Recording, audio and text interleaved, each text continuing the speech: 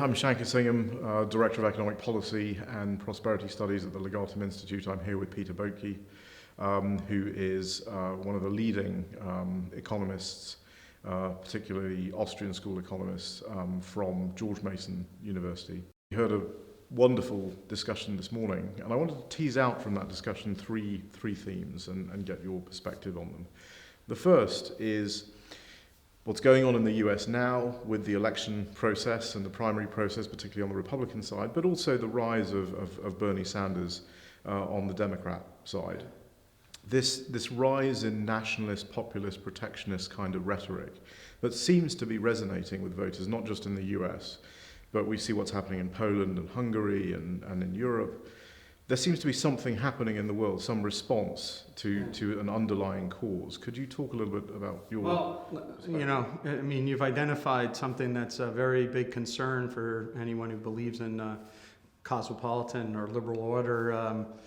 I was in Vienna in December and at the Institute for Advanced Study there, and the sense was just one of despair about this idea of closing all the borders and the sort of mobility of people, especially in Central Europe, between Hungary and Austria, or when I was just going to, shut down. And there's also this kind of fear-mongering in the United States and disgruntlement. So let me just step back. There may in fact be very legitimate reasons for disgruntlement, which are now finding a voice among the young and others that are expressed in these populist candidates, such as Bernie Sanders or Donald Trump even.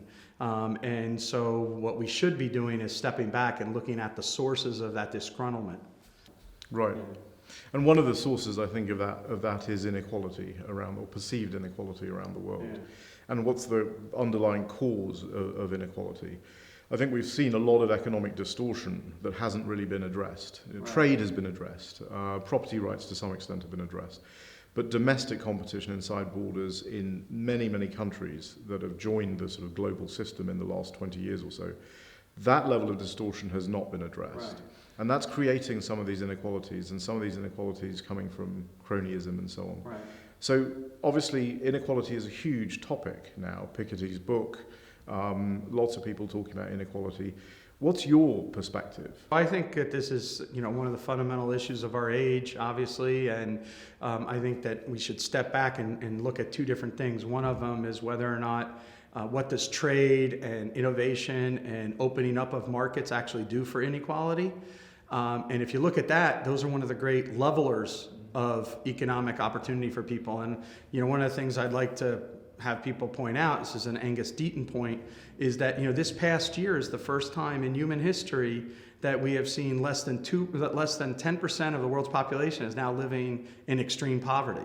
This is just phenomenal transformation in the last 20 years, 25 years, as India, China, and other places have opened up to market and forces. It's just one of the great stories that we're not talking about. But that's about the creating of opportunities. But inside of countries, you have a lot of political actions which, in fact, shut down opportunities. And that's where you see these distortions. You see a lot of sort of privilege seeking. And those who get the privileges end up by not allowing others to get on the bottom rung of the economic ladder. These, what you refer to as economic distortions, and if you can't get on the bottom rung of the economic ladder, you can't climb up. One of my, I mentioned during the breakfast, the book by Luigi Zengales, A People's Capitalism, but I also like to mention in this regard a book by an economist named Casey Mulligan. Again, it's a very US-centric book, but it's called The Redistribution Recession.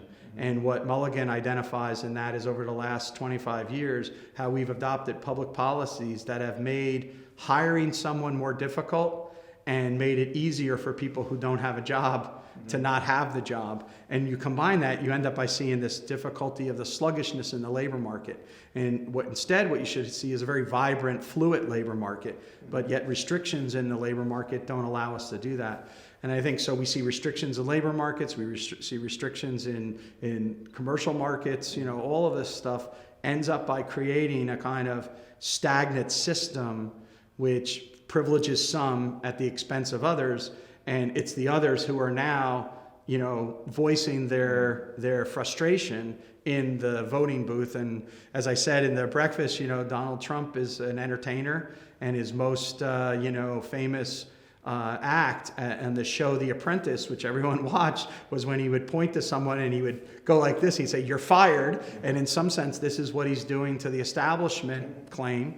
And I think it's a very bad development in our country that this is the level of public discourse, but it is what it is. And, we just have to look at the ultimate cause of it and hope that the institutions are strong enough to survive any of these things rather than the personalities. But Bernie Sanders is the opposite of that for the youth. So, you have one set of disaffected people, you have another set of disaffected people, both of whom are frustrated with the restrictions that they face and the possibilities that they see for their lives. And this is the kind of voice that you're seeing. That's a very interesting insight. Part of this is also related to perceptions of the future and perceptions of where the global economy is going. And I think in that respect, we've had a lot of work. Robert Gordon at Northwestern has talked about stagnation because of innovation, lack of innovation. Not because we can't, but because in his view, the big innovations have already occurred in the 19th century.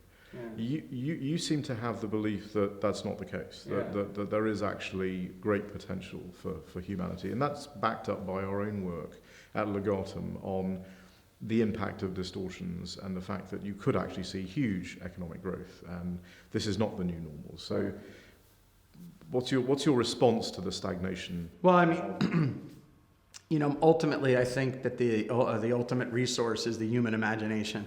So I'm with Julian Simon in that regard, and so tomorrow will be better than today if you sort of unleash it. And I think I like to think about things. So what Gordon is capturing is an intuition that we all have. My grandparents were born into this world with a horse and buggy, and they departed the world with a man being able to go to the moon and fly transatlantic flights in 6 hours. How can we see that same amount of growth? Wasn't that amazing just to see the horse and buggy to transatlantic flights? And it's hard for us to imagine that we're going to see that kind. But if you just think about just the innovations that we have been through just over the last 20 years, it's amazing, right? Think about the evolution of cell phones.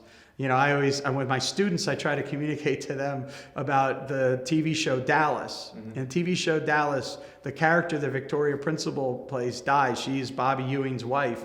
And she dies in the show because she's talking on her cell phone.